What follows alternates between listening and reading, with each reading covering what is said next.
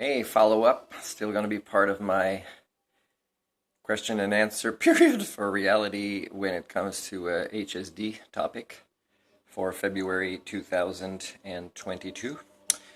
Guys, I know my singing isn't perfect. There's some songs that bother me more than they bother you, and I'll eventually redo them. It's therapeutic for me to sing, and I think it's pretty cool that I can do so many in a decent way with minimal preparation, with no help at all, and with just, rehearsing it once or twice. And the ones that I really like, eventually, as I keep getting better, therapeutically treating myself from living among you with music and humor, right? There's a lot of humor in things I say, even serious subjects. I'm like, I can't believe you guys are really like this, but you are. I can't believe you guys will act exactly as I predict and can't deviate. And that you think somehow I've just made myself look bad when you act like that. It's funny. So I wanted to say that, well, give me a second.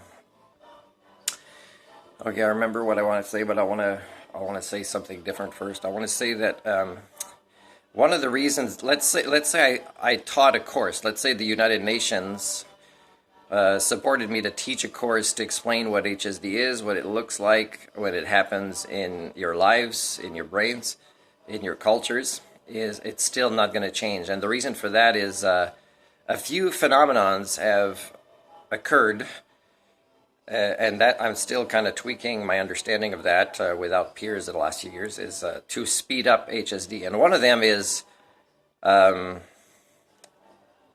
it's like compound interest. At some point it reaches a stage where you're all feeding each other as a justification to keep acting the way you do. And the reason you keep acting the way you do is that there's been an unconscious decision to not want to acknowledge something like HSD because it would mean, having to start swimming the other direction in the river. And I can tell you, it's incredibly challenging to do that. I can tell you as somebody who's done it and who keeps doing it in ways that nobody else has ever done.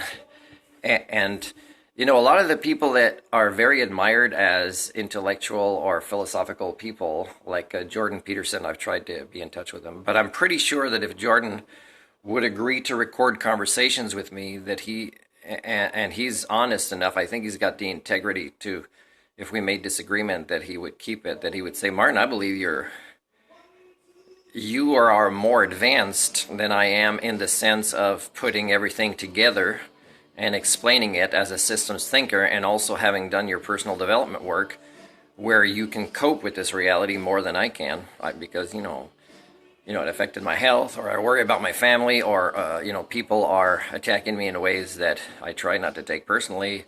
And Martin, you wouldn't so much, and you'd have a different response when they did. And also the intelligence of not being well known as a way to keep doing good work. So let's say there's a test where, and again, this is not an attack on my brother or family. Let's say, my brother is working really hard this particular weekend, okay? And he wasn't supposed to, but, redneckism got him out of his vacation days. So if a doctor would say, okay, well, I've evaluated that your brother had a great night's sleep, he had this much energy when he got up, and when he gets home from a long day at work, I've measured that he's burned this much energy and he's tired and he's been very, very productive today, and they might even pay him time and a half or whatever. While I might record a few songs, this video, I might actually make progress with the new ecological paradigm scale from Professor Dunlap that's going to be posted in a few days. Fix things that my father, again, it's not an attack specifically on him, we all suffer from various things. Fix, the garage door that hasn't been fixed properly for years, although it's a simple thing to do. Working on other things outside just because it's my health, right? It's a good balance. So there's, cleaning here in a way that looks good, and paperwork, and there's a lot of things I'm going to do today that will have resulted that my day was more productive, ecocentrically speaking, as a way to have contributed to life on this planet more. But again, everybody would side with I'm wasting my time, I'm a failure, I'm a loser, and or I'm lazy or whatever, when really what I did was more measurable for the greater whole, for the bigger concept of cultural repair or long-term solutions to just going to burn out on a job that really is there's no culture repairing happening there at all. So this is you, this is me. Now, I live among you, and although I've cured myself more than anybody else I think I would meet, but I'd be hoping to meet them, of HSD, but still I live among the 99.7% of you. So there's still that voice in my head, the little spinning wheel, that makes me feel guilty a little bit, that I wasted my day, that I didn't do enough. You know, years ago I would make these lists of things to do in a day. And really, let's say there's 10, just one of those, because it's for the greater good, or applies to a project for the greater good, is really more than somebody that did a 12-hour shift somewhere for the sake of, you know, consumerism, for example. So, but still in my head, I'm like, oh man, I only did this on my list, I'd feel bad. But really, should I feel bad? I'm working on things that we'll know that when I die, I'm going to go like this. And this is like, dude, I believe in the existence of good guys because that's how you lived your life, you know. So this is important stuff, people, that it's not about you.